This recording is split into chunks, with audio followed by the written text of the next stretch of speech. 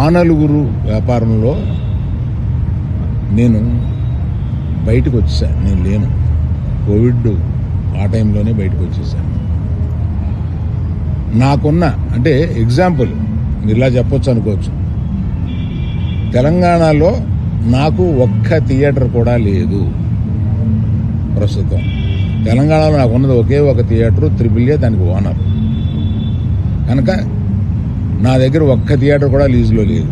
ఆంధ్రాలో కూడా అన్నీ వదిలేసుకుంటా వచ్చేసి నా దగ్గర మొత్తం 1500 థియేటర్లు ఆంధ్రాలో ఉంటే, అదే మొత్తం తెలుగు రాష్ట్రాల్లో ఉంటే నా దగ్గర 15 లోపు ఉన్నాయి. అన్నీ వదిలేసుకుంటారాగా అవి కూడా మా స్టాఫ్ తోటి లీజులు అయిపోయిన తర్వాత ఎప్పుడు లీజులు రెన్యూ చేయకండి వీటిని అని చెప్పాను. కనుక నా దగ్గర ఆ థియేటర్లు లేవు.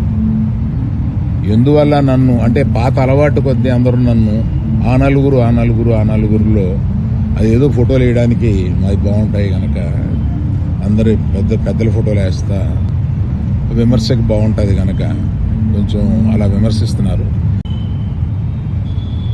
నా వృత్తి గత 50 ఏళ్లుగా సినిమాలు తీయడం. నేను ఆ వృత్తిని నమ్ముకుని ఉన్నాను. ఇది మధ్యలో ఉన్న చిన్న అవకాశం లాంటిది ఏదో వచ్చింది, ఇది నాకు సరిపోదు అని అనుకుని నేను బయటకు వచ్చేసాను.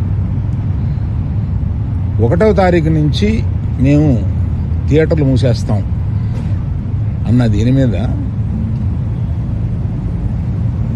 ఆంధ్రప్రదేశ్ మన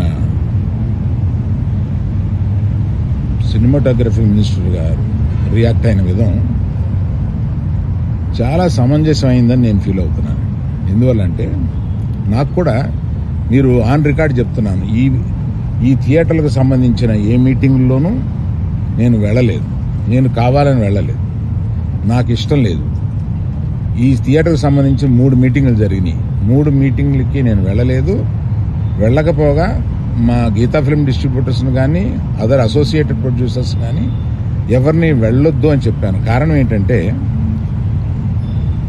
థియేటర్స్ నిజంగానే స్టాండ్ అలోన్ థియేటర్స్కి చాలా కష్టాలు ఉన్నాయి. ఆ కష్టాలు ఉన్నప్పుడు అవి వచ్చి డిస్కస్ చేసుకుని ఇండస్ట్రీ పెద్దలతో ఛాంబర్ అని ఒకటి ఉంది, గిల్డ్ అని ఉంది, వీటిని అప్రోచ్ అయ్యి అందులో డిస్కస్ చేసుకుని సమస్యలు సామరస్యంగా కుదరకపోతే అప్పుడు ప్రభుత్వానికి వెళ్ళి ప్రభుత్వం చెప్పుకున్నాం.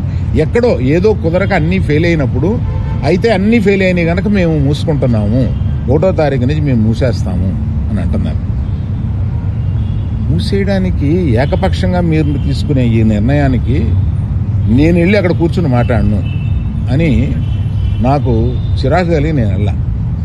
ఇది మీరు ఏమన్నా ఆ సమస్యని డిస్కస్ చేసిన తర్వాత ఒక సామరస్యమైన ఒక కంక్లూషన్ రాకపోతే చేయాల్సింది మేము మూసేస్తున్నాం. ఏమంటే పవన్ కళ్యాణ్ సినిమా